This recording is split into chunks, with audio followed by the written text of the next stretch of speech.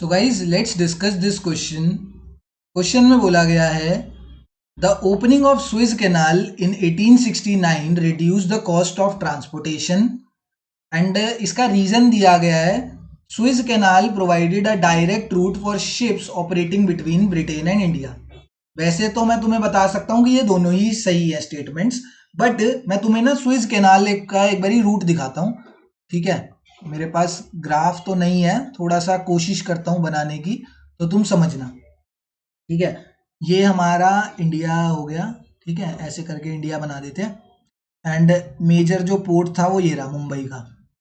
ठीक है, यहाँ से सामान जो था वो ब्रिटेन से आता और जाता था। मुंबई उस टाइम पे बॉम्बे पोर्ट बोलते थे उसे, तो अभी मैंने बॉम्बे ही लिख देता हूँ यार।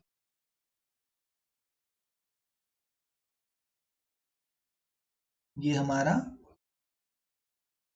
बॉम्बे पोर्ट था। ठीक है, बॉम्बे पोर्ट से यहाँ पर हमारा कहीं पे ब्रिटेन था। ठीक है, इधर ये छोटा सा बिंदु जैसे देश ने हमारा पूरा इंडिया पर राज कर लिया। अब ब्रिटेन जो था ना, अब इधर बीच में क्या होता था, इधर बीच में आ जाता था हमारा अफ्रीका।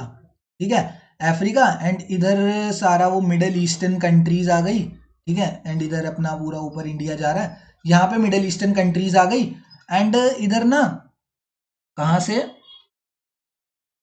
बीच में से कहाँ से रास्ता था, यहीं से मान लो इधर ये वाला। अब इधर की साइड पर ना यहाँ पर एक सी थी, रेड सी, एंड इधर इससे पार करके इधर सी थी, मेडिटेरेनियन सी।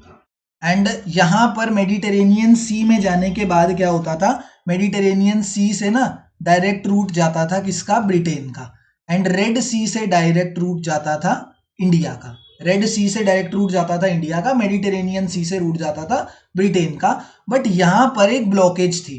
ठीक है, इधर की साइड ब्लॉकेज थी जो अफ्रीका और कहाँ पे, इजिप्ट, इजिप्ट के यहाँ पर एक ब्लॉकेज थी जिसको खोल दिया गया। पहले क्या होता था, ब्रिटेन अगर जाता था सामान या ब्रिटेन आता था तो ऐसे जाना पड़ता था, इतना बड़ा रूट लेना पड़ता था हमें, पैसिफिक ओशन से जाना पड़ता था। पैसिफिक ओशन है इधर और इधर से जाना पड़ता था। तो एक छोटा रूट बनाने के लिए क्या करा गया, ये जो यहाँ पर एक ब्लॉकेज थी इजिप्ट में, इस ब्लॉकेज का नाम, इन्होंने इस ब्लॉकेज को खोल दिया गया एंड इस ब्लॉकेज को जब खोला तो नाम रखा गया स्विस कैनाल।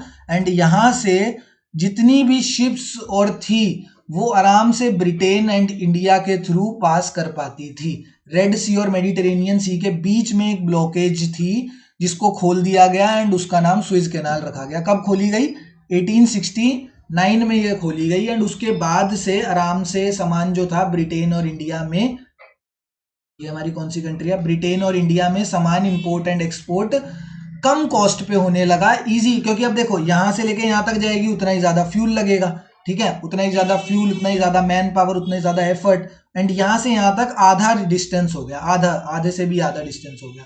ठीक है, तो ये क्या है, the opening of Swiss canal reduce the cost of transportation. तो बिल्कुल सही है, ट्रांसपोर्टेशन कॉस्ट तो रिड्यूस होगी, जितना कम डिस्टेंस होगा उतना कम फ्यूल लगेगा।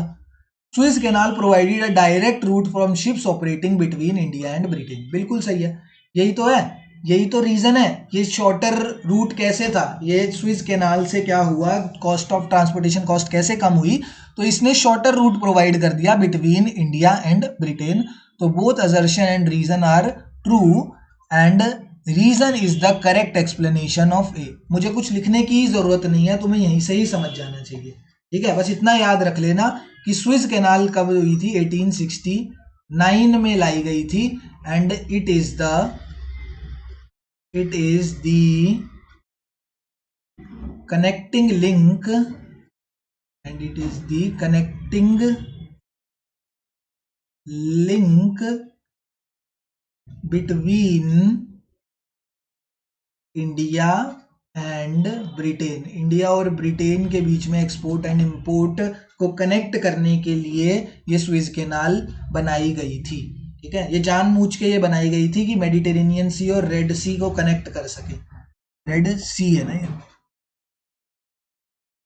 ठीक है, तो इसका करेक्ट आंसर होगा ऑप्शन नंबर 1।